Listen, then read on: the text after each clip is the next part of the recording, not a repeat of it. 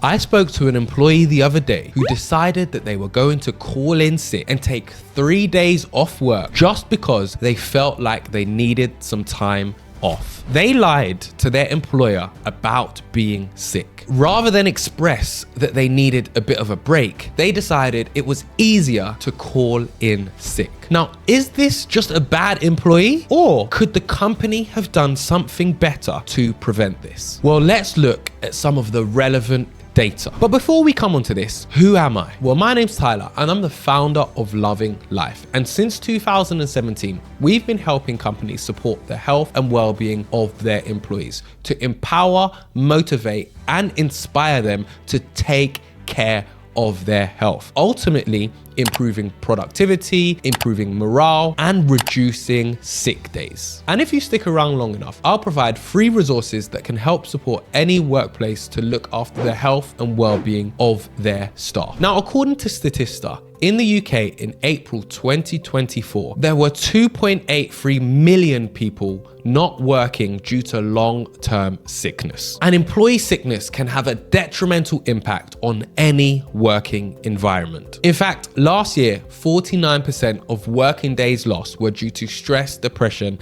and anxiety. And each sufferer took approximately 19 days off work. This would be detrimental in any workplace. And according to research by Access People, sick day levels are continuing to increase for various reasons. So what are some of the main reasons people call in sick? Well, this can range from childcare to cancer, diabetes, allergies, stomach or headaches, surgeries, food poisoning, mental health, coughs and colds, infections, and more. But how many of these are genuine? And how many of them are just excuses for employees to take time off work? Well, according to an article by Psychology People, 1/3 of people have faked illness. The article reported that 22.7% of people had a person in their family who faked sickness, and 24.9% had a friend who faked sickness. In fact, in this study, even 14.3% of participants admitted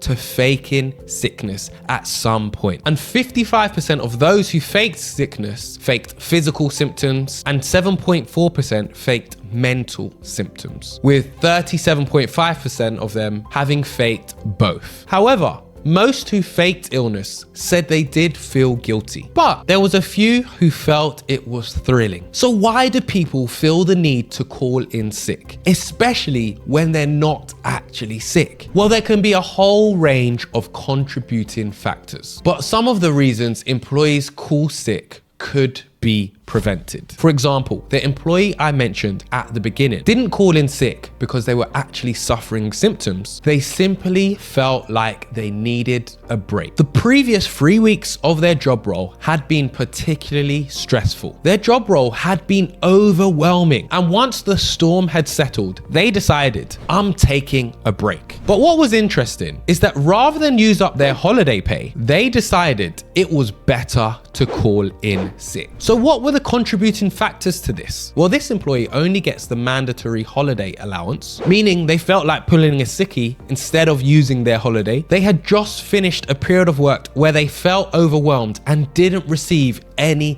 additional support. And to top it all off, there was a senior member of staff who kept asking them to do complicated and specific tasks without providing clear guidance and training on how to do it. This all contributed to this employee pulling a sickie. So how can companies reduce employee sickness so that it doesn't impact the business? Well, the theory behind this is super simple, but the implementation is a little bit more difficult. As we saw earlier, there are many reasons employees call in sick, but the majority of them are to do with employee health and wellness. And before I give you specific actions to take, if your workplace want free resources to help support the health and wellness of employees in the workplace, join the free mailing list. The link's in the description box. So what can companies do to reduce sick days? Well, it can start with wellness initiatives. And this doesn't necessarily have to involve spending money. It can be simple things like wellness challenges, things like a hydration challenge, getting employees to drink their daily water quota and reduce drinking unhealthy drinks like cola or other fizzy drinks. It could be a step challenge, encouraging employees to get active and get movement into their working day. I've got a blog on the website with 10 corporate fitness challenges, so check that out. When employees are fit and healthy and feeling their best, it helps them to reduce their time off work. But what about companies with budget? Well, companies with budget for wellness initiatives